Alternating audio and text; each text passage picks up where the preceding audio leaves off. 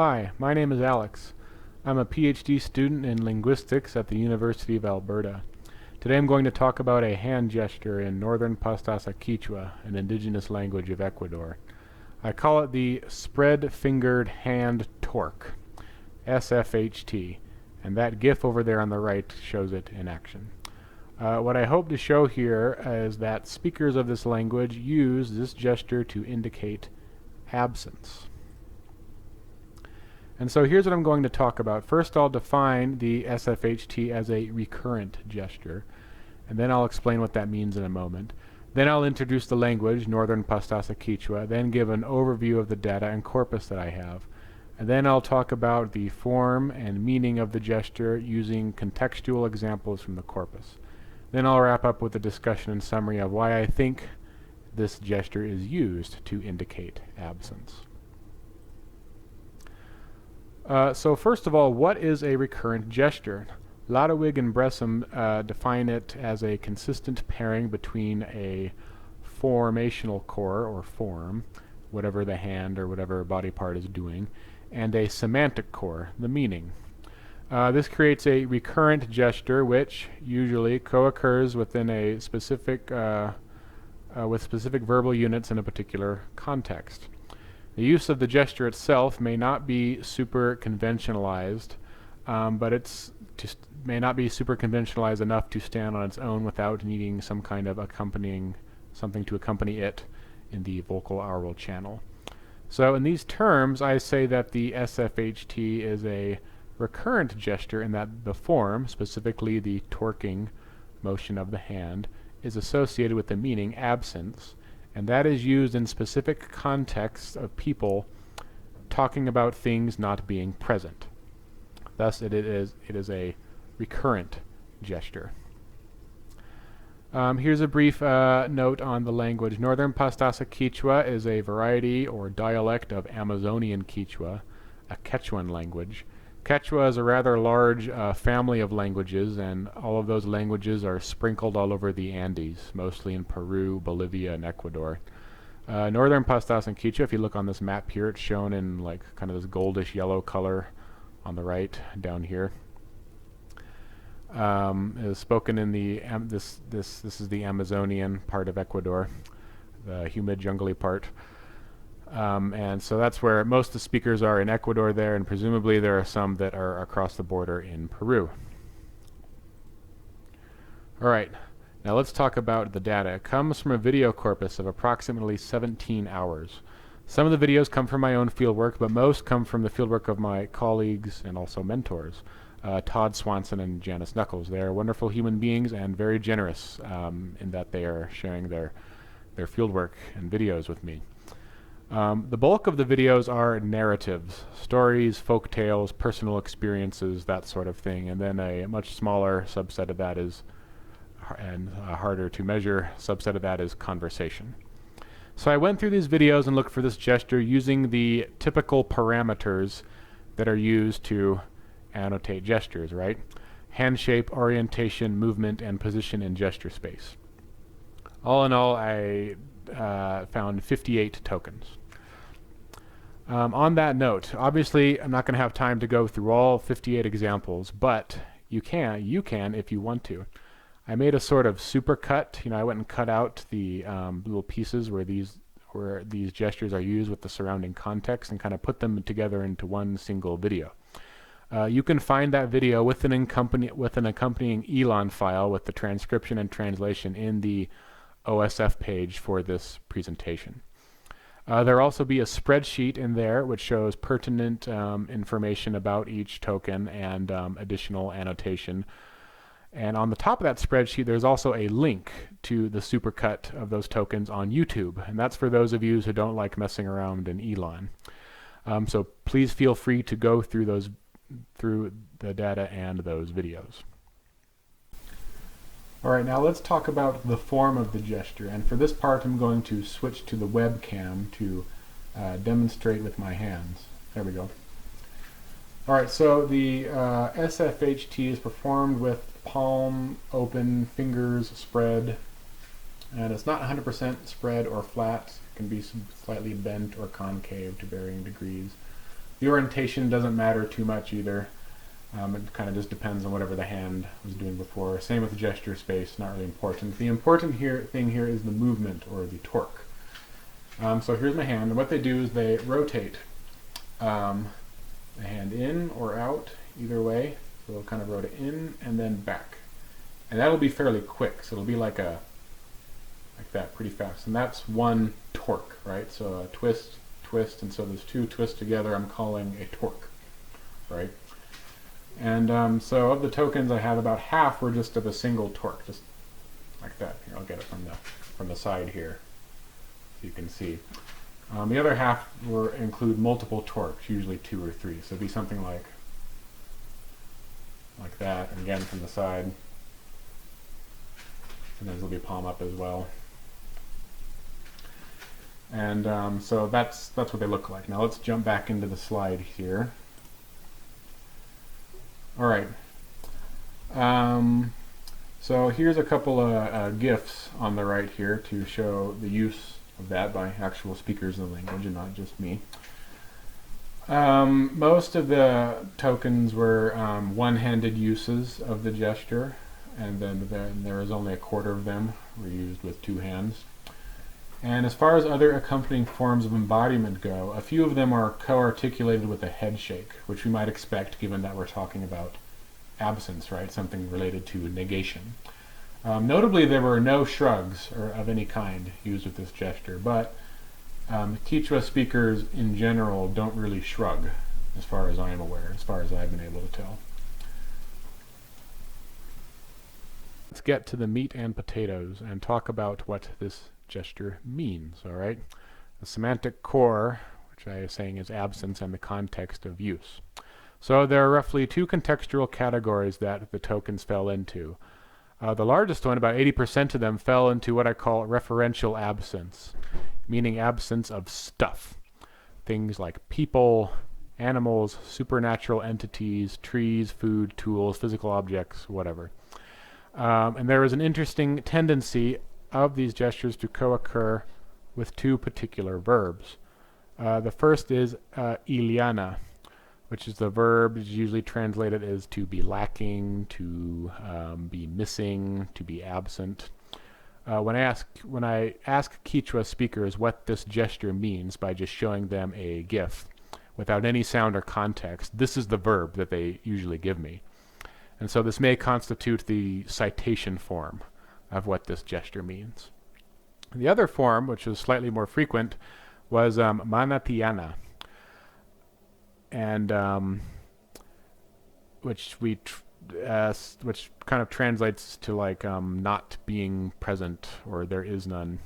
So mana is the negative particle, usually translated to as no or not, and tiana is to be physically present or sometimes to stand. It is not the language's copula. That's a different verb. Tiana is sort of like the Spanish verb estar, but not really, but it's more or less analogous. And so manatiana basically means to not be there, to not be here, to not be somewhere. And so those 2 verbs made up the bulk of the referential absence category. Other less frequently used verbs were things like to disappear, to not have, to not find, and that sort of thing. So let's look at a couple of examples. First, some using iliana. So for these examples here, the speaker is going to use the SHFT along with the verb iliana, and for a few times here within this story. The context here is that she's telling a story of a childhood memory in which she and her father were hunting in the forest, and they were harassed by some malignant forest spirit. So I'm going to go ahead and play it. The English subtitles will be on at the bottom, and the phrases that co-occur with the SHFT gesture will be in all caps. So let's go ahead and play it. Ci kosilubunata topara nyukayaya topasya pukunawang nyukayaya sitang mara ichitimpo ila pagailang sitas. Ci pai taras runa silas kasachay.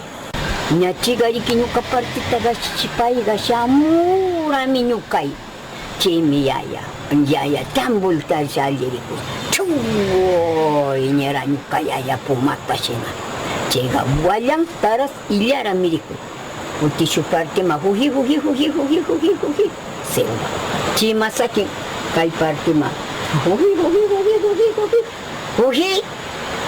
Selva. Nyamana purigriba. All right, so that was fun, right? In the first example, she used the gesture and Iliana to say that back in the day, her father had to hunt with a blowgun and poison darts because he did not have a gun at the time. The gun was the thing that was lacking. In the second instance, she says that they heard footfalls in the undergrowth, which was spooky because, as she says, there were no other people around, the absent thing being other people in that part of the forest. And then later, as the forest spirit comes and makes these spooky noises, they're looking around towards the sources of the sound, jumping around, twisting around and looking, but not seeing anything. The absent thing being the spirit that's making these noises. And now let's look at some examples of manatiana. All right, so we have a couple of examples here. Conceptually, the story is a little bit complicated. It has to do with people turning into deer and spirits of deceased relatives inadvertently killing their grandchildren. However, sufficient for our purposes right now, the context here is that a grandfather is telling his grandchild to go to his chagra, or agricultural field, and to get some papayas. The twist here is that this chagra doesn't actually exist. So here's what happens. Ci mamang nyuka chagra kani. Ci mamang nyuka chagra ni pili paiga. Wawa ga apa ya sir. Tota mini wang ini shaga. Kali pangarikungawa. Eriku pichagra ga pagalya ga mana kia. Paiga kasaruna chagra kashina chagra manga nishka ni wawa apa ya. Chagra ibirisha ni kogri ni. Mana tiashka chiga sacha muila pimi.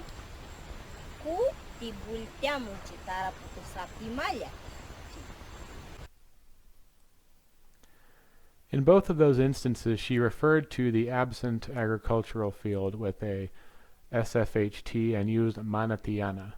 And meaning the field or the garden was not there. The child goes to look for it, and it's not there. So there's a mirative element here, right? If the child is expecting to find something that wasn't there. A lot of these examples have a mirative dimension to them. All right, now let's jump back into the slides. All right, the other main contextual category of the spread-fingered hand torque is that of relational absence. It's a bit of a mixed bag, and there weren't that many, about 12 out of the 85 tokens. But stuff in this bag here, the stuff isn't so much the absent thing, but rather events, concepts, knowledge, and value. These can be things like events or actions like conversations or the firing of a gun. These can be concepts like sociability.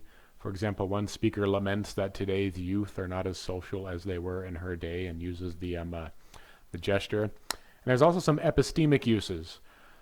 Which the speakers will use the gesture while saying things like "I don't know," which we could call an absence of knowledge. There are a couple of examples of the gesture being used while a speaker opines on an action or proposition of the interlocutor and says, "That's not good," and thus a lack of validity of a proposition from the speaker's perspective. There were only 4 of these epistemic uses of the spread-fingered hand torque. Let's take a look at a couple of these. In this first example, the researcher is having a conversation with a speaker. He shows her a medicinal plant called simayuka that he found out in the wilderness in the forest, and he brought it back to his garden and replanted it there. And she's going to give her opinion about this. Adi simayuka. Pero orko simayuka, orko. Kaita orko mencari nang kaita. Mana kait nyambi? Mana. Pero nyo kapamukan orko mana? Imang gawab na. Man, kay di ba na bali? Kay runa yapa di ko. Pari escondido pa cari na. Orko yapi ka kasida ipa. Chikang gringo una tapasya, karikuchi. Kay si mayuka man, pero mana hapingit. So this example is interesting. The use of the gesture was a bit offset from the phrase that I think most associates with it, which was mana valin, which is a calque from the Spanish no vale, meaning no good, does not have value. So what she's saying here is there is an absence of value of planting this particular plant in this very visible public place. Now, the fact that it's offset may not necessarily be unprecedented. Kendon noted the same sort of thing in his work with Neapolitan speakers, and he says that this preserves the idea of the speech string and contributes to its prominence. Anyway, the point is that the lack of validity, right? So let's go ahead and look at the next example. All right, for these next examples, the context here is that I had asked the speaker to tell me some stories, and she gave me a Bible story, specifically the Adam and Eve story. And after she finished, I asked what she thought the forbidden fruit in the story was supposed to look like. And this was her reply.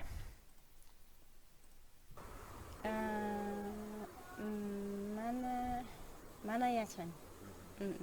Yang sumuyo ni skalatan. She replies that she doesn't know, saying that she only knows that it was a fruit. She uses the phrase mana yachani, I don't know, with the spread-fingered hand torque and a head shake, and then reiterates that gesture again with a nope. So what's absent here is her knowledge about a particular thing, the fruit's appearance. Now let's go back to the slides. So note that the epistemic ones, these handful of epistemic usages context of this gesture, occurred in a more conversational context. So perhaps we could expect to find more if we had more conversation data in the corpus. Recall that it's mostly narrative, and that so may explain why most of the uses of the spread-fingered hand torque were that of referential absence. If we had a lot more of these conversations, maybe we could expect to find a lot more of these. So now for a bit of discussion. First of all, I want to say that while I am describing the use of SFHT by speakers of Northern Pastaza Quechua, they are apparently not the only ones to use this particular gesture with this particular meaning of absence. So far, I've confirmed from speaking to other speakers and researchers that speakers of at least 2 other indigenous languages in the same area also use this gesture with that particular meaning. Further, Ecuadorians in general appear to use this, including monolingual Spanish speakers in the highlands and coast, also appear to use this gesture with this notion of absence. They use it more emblematically. So meaning you could perform this gesture to someone out of earshot and they will know immediately what you mean. It also appears in Ecuadorian Sign Language. This GIF to the right here comes from the most recent official version of the Ecuadorian Sign Language Dictionary that I've been able to find. They define it as a phrasal sign and say that it means in Spanish no hay, meaning there is not, or no vale, meaning it's not good, right? This harkens back to that calque we saw earlier, right? So this being the case, it's possible, likely even, that the SFHT is more conventionalized, reaching the status of at least an emblematic gesture, which means that the gesture does not need an accompanying speech string to make its meaning clear. And additionally, it appears even conventionalized enough to the point to be incorporated as a sign into Ecuadorian Sign Language. Now, despite that, I limit my analysis to this gesture being a recurrent gesture within Quechua because, in my data, I don't have examples of the SFHT being used in an unambiguously emblematic way. Again, I think that even within the context of this particular language, I'm pretty sure it's an emblem, but I don't have the data to show it. Anyway, that raises some interesting questions about where and how this particular gesture originated. And honestly, I don't know. It's a puzzle that I would like to find out one day. The only thing I'm reasonably confident about is that the use of this gesture as an indicator of general absence seems to be limited to Ecuador. I've asked around to people I know and also online communities of Peruvians and Colombians, neighboring countries, and they use this gesture or interpret this gesture in the same way that North Americans might, with a much more very narrow epistemic form of absence, right? Being like, uncertainty, more or less, or being on the fence about something, right? So the main question here is, why is this torquing motion linked up with the notion of absence? What does this gesture, why does this gesture mean something is absence? Well, when I ask speakers this question, they say that the purpose is to show, what they think it means is that it shows that the hand is empty. So working on that assumption, I followed the precedent of other studies in gesture, and I tried to define this gesture in terms of an embodied representation of an image schema. In a nutshell, image schemata are categorical patterns of the way we perceive and think about things, based, metaphorically, on how our bodies interact with the physical world. And beyond that, I don't really have much time to talk about what that means, beyond pointing to Johnson's and Lakoff's books. Anyway, the relevant image schema here is that of the container schema. I think that this gesture sort of evolved out of the palm up open hand, the palm up open hand being the container, and the torquing movement being a sort of modifier to show that that container is empty. You don't rapidly rotate or torque like that, a glass of water in your hand. The contents might spill out, but if it's empty, nothing spills, right? So if that's the case, that begs the question, another question, should we think of the SFHT as a palm-up open hand gesture? Maybe. There's a nice paper by Cooper, Ryder, Abner, and Golden Meadow that gives an overview of the literature covering descriptions of the palm-up open hand gestures in multiple languages. And basically they divide them into two categories, a presentational palm-up open hand, which presents a proposition, idea, or a concept, etc., and an epistemic palm-up open hand, which they say prototypically is performed with two hands and is often accompanied by shrugging. They say that the semantic core of this epistemic palm-up open hand is absence, but an epistemic absence, right? Absence of knowledge, ability, concern, and they break that down into further categories, subcategories like uncertainty and interrogativity. Crucially, in their review of this literature, they find that this epistemic use of the palm open hand is not used, the palm open hand is not used to convey absence of stuff and entities.